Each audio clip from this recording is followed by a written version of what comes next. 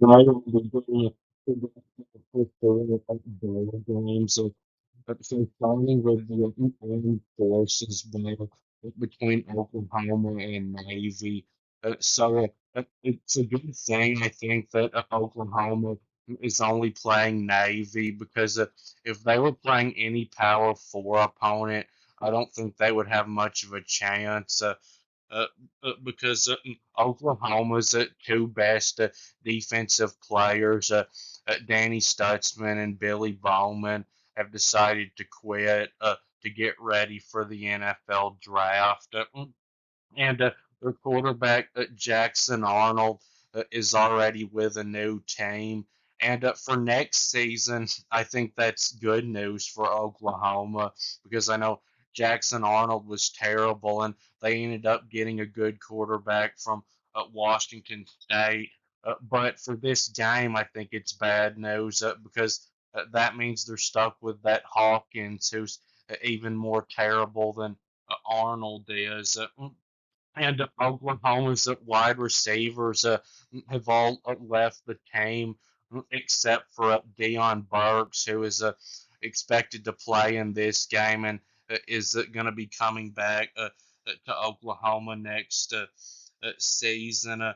But Oklahoma's offensive line, except for the Alabama game, has really looked terrible all season.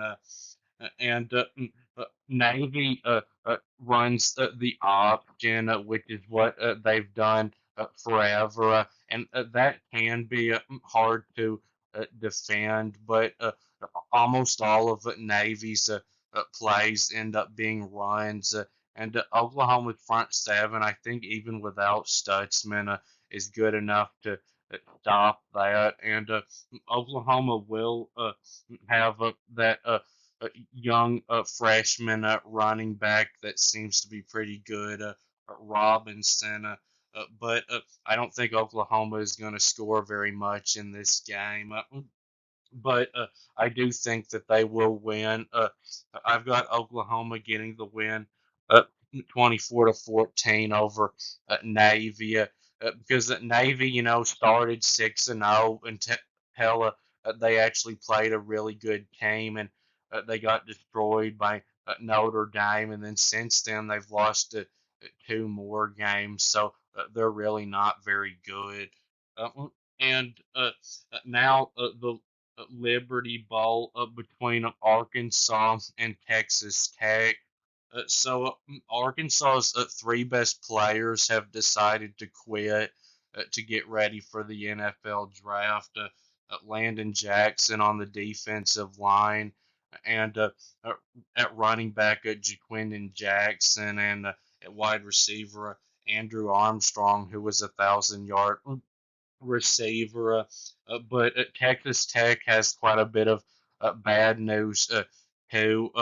So their passing game is really going to be hurt bad because Morton, their starting quarterback, who's thrown for over 3,300 yards this season, is going to be out. And their wide receiver that's got over 1,000 yards this season is not going to be playing either.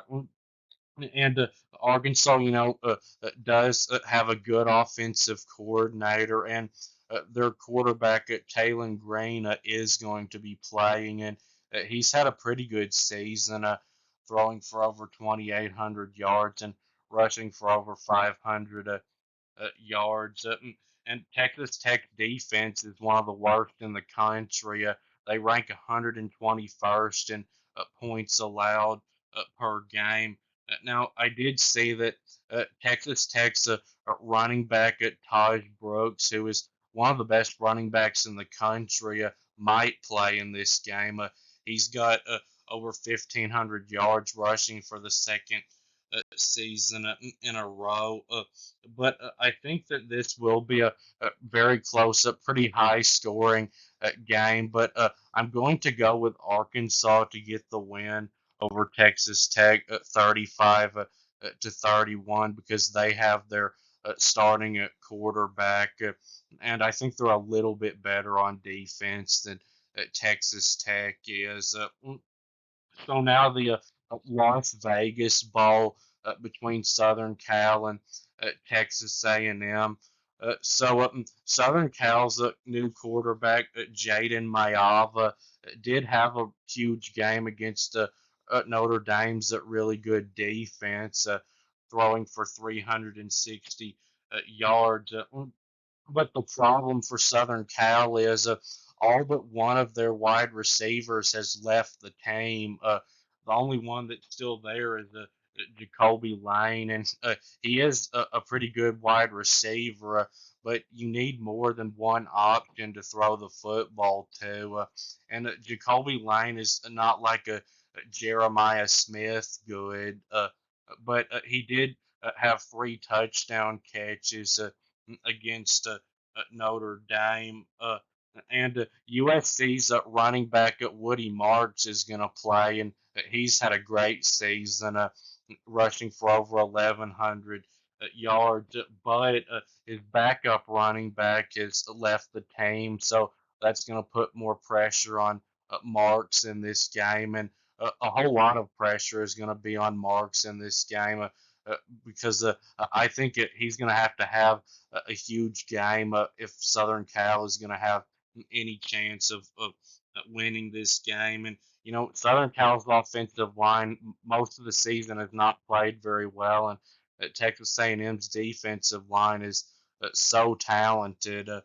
And Texas A&M's defense as a whole, even though it's not always played great this year, has played pretty well for most of this season. And Texas A&M does have a solid wide receiver and running back rooms. They don't have like a superstar player at either position, but they've got decent receivers and running backs. And Texas A&M's quarterback Marcel Reed is a decent passer, but his strength is his running around. And if Southern Cal struggles to stop his runs, they're not going to win this game, and that is a concern for them because Southern Cal's run defense has not always been very good this year. They couldn't stop Michigan, and they couldn't stop Notre Dame, who are two uh, really good at rushing teams. So I could see this one going either way, but I think Texas A&M is probably going to win it because of their quarterback runs and Southern Cal's offense being so limited. I don't think Southern Cal is going to be able to score very much in this game. I've got Texas A&M 28, USC 17. So now the Gator Bowl between Ole Miss and Duke. So I know Ole Miss's offense hasn't been near as good as it was supposed to be this year, and Duke's defense has been very solid this season. So Ole Miss could struggle offensively in this game, but it really depends on which Ole Miss team shows up. Because if the Ole Miss team that dominated Georgia shows up, they might win this game by 60. But if the Ole Miss team in the last two games against Florida and Mississippi State shows up, this could be a close game. But I am pretty confident that either way, Ole Miss is going to win. And Duke is not going to be able to shut down the Ole Miss offense completely. They still have too many weapons. So Jackson Dart, of course, is going to play, which is huge, and Jordan Watkins is going to play at wide receiver, which is huge, and Prescorn is going to play at tight end. So Ole Miss is going to have all of their pass catchers in this game, except for Trey Harris. And I know he's their best one, but they've been without him for a lot of this season. Anyway, and Bentley is going to play at running back. And Duke's offense, I think, is going to probably get shut down in this game because Ole Miss is going to have their whole starting defensive line in this game. Now, they will be without Chris Paul at linebacker, who is quitting because of the NFL draft, and that is a pretty big loss for them. But I think they've still got enough in the front seven to shut down Duke. And Duke's run game has been terrible this season. They average like 95 rushing yards a game and rank 126th in the country. And rushing. So the Duke offensive line, I don't think is going to be able to handle Ole Miss. They're going to get dominated. And Duke's quarterback, Malik Murphy, who actually is a good quarterback, has left the team. And he was really the strength of Duke's offense this season. And it's not like Duke's offense was even great with him. So I actually think that this is going to be a blowout. I've got Ole Miss getting the win, 27-3 over Duke. So that will be it with this video, and please subscribe and thanks for watching, and I'll be back soon.